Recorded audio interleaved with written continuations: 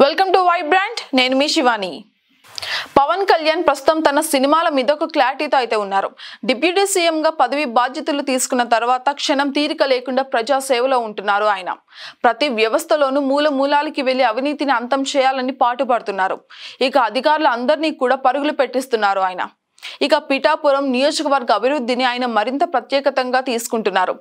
అందుకే సినిమాలకు తానే డేట్లు కూడా ఇవ్వలేనని, అదే విధంగా నిర్మాతలకు కూడా క్షమాపణలు చెప్పేస్తున్నారు. కనీసం రోడ్లైనా బాగు చేయలేకపోతే మళ్ళీ మీరే, అదే ప్రజల అభిమానులు తిడతారు కదా అంటూ నవ్వుతూ అనేశారు. అయితే అశ్విని దత్ తాజాగా ఒక విషయాన్ని బయట పెట్టేశారు. ఒక ఇంటర్వ్యూలో మాట్లాడుతూ టికెట్ల రేట్ల మీద పవన్ కళ్యాణ్ అన్న మాటల్ని, ఆయన అభిప్రాయాన్ని కూడా చెప్పేశారు. నార్త్ లో ఉన్నట్టుగా 1000-2000 పద్ధతిని ఇక్కడ కూడా తీసుకొద్దామా అని నిర్మాతలకు సూచించారట. కానీ అది మన తెలుగు వారికి వర్కౌట్ కాదని నిర్మాతలు వద్దని అన్నారట.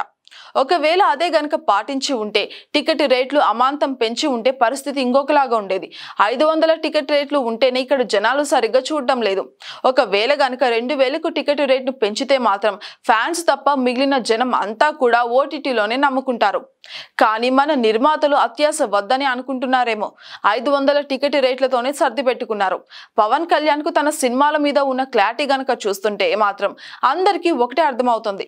ఉస్తాద్, అదే విధంగా ఓజీ, హరిహర వీరమల్లు సినిమాలు ఇప్పట్లో పూర్తి కావని. ఆయన ఇచ్చే 2-3 రోజుల్లోనే షూటింగ్ చేయాల్సి ఉంటుంది.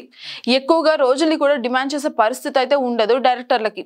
పైగా ఇందులో ఉస్తాద్ పూర్తిగా పొలిటికల్ సెటైర్ తోనే ఉంటుంది. అది మనకు తెలిసిందే. అప్పుడప్పుడు అంటే పవన్ కళ్యాణ్ ఎమ్మెల్యేగా గెలవలేదు. ఇక అప్పటి పరిస్థితులకు తగ్గట్టుగా హరిశంకర్ సెటైర్లు రాసి మరీ ఉంటారు. కానీ ఇప్పుడు పూర్తిగా పరిస్థితి మారింది. ఇప్పుడు అదే స్క్రిప్ట్ ను తీస్తే కుదరదు. మరి హరిశంకర్ ఏం చేస్తాడో చూడాలి. హరిహర వీరమల్లు గురించి అయితే ఎవ్వరు కూడా పట్టించుకోవడమే లేదనిపిస్తోంది. ఇక ఒక ఓజీ మాత్రమే అందరి దృష్టిని బాగా ఆకట్టుకుంటుందని చెప్పాలి. అభిమానులు కూడా ఓజీ కావాలని మాత్రం అంటున్నారు. అందుకే ఓజీ బాగుంటుంది చూద్దురు కానీ బహిరంగ సభలో పవన్ కళ్యాణ్ అయితే అన్నారు.